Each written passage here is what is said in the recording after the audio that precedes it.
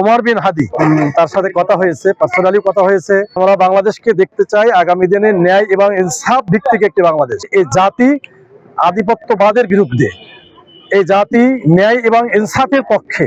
হাদিকে নিয়ে বলতে গেলে তো অনেক কিছু বলতে হয়। আসলে সে অল্প বয়সে তিনি বাংলাদেশের জন্য যা করেছেন, যা রেখে গেছেন, তার প্রমাণ আমরা গতকালকের জানাজার লক্ষ লক্ষ মানুষের যে অংশগ্রহণ, এর মাধ্যমে প্রতিমান হয়েছে যে হাদির যে কার্যক্রম ছিল, তার যে বিশ্বাস ছিল, তিনি যে আদর্শ লালন করতেন, সেটাকে এদেশের সর্বস্তরের মানুষ মানে অন্তঃস্থল থেকে গ্রহণ করে নিয়েছে।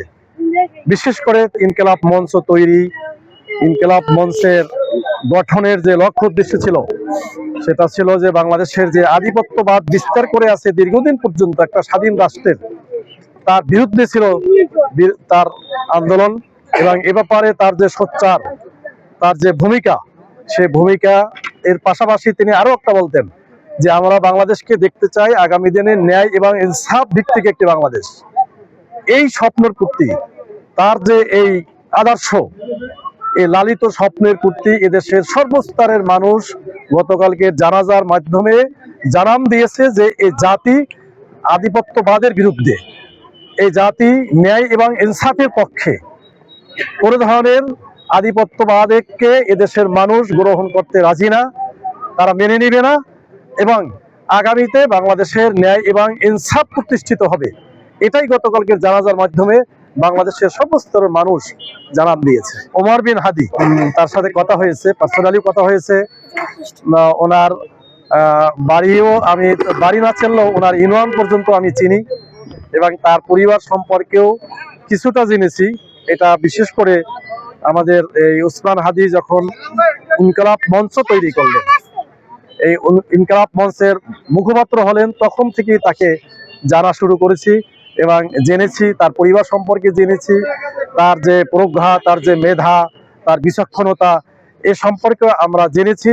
এবং তিনি যে একজন সত্যিকার দেশপ্রেমিক বলতে যা বোঝায়, এটা বলে শেষ করা যাবে না।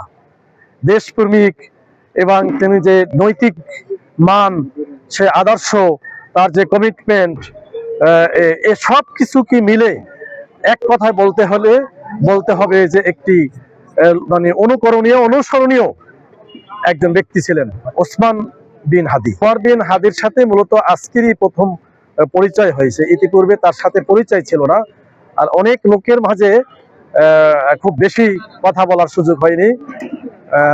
তবে যেহেতু আমরা প্রায় একই অঞ্চলের ছেলে হিসাবে আমি ওদের সম্পর্কে কিছুটা আগে থেকে জানি, এতটুকুই। আর বিস্তারিত আর আলোচনা হয় নাই।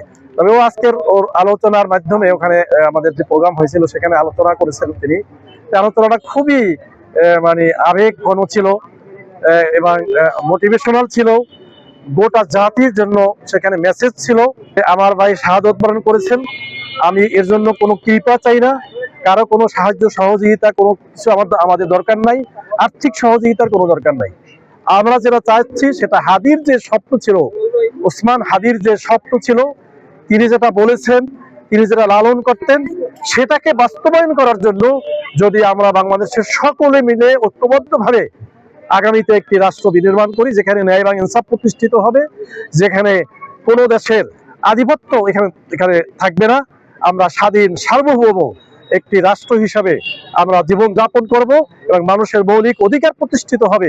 এটা যদি আমরা করতে পারি, তাহলেই তিনি বলেছেন যে আমার ভাই ওসমান বিন হাদির তিনি শাহাদত বরণ করেছেন, সেটা আমরা আমরা সহজেই সেটাকে মেনে নিব।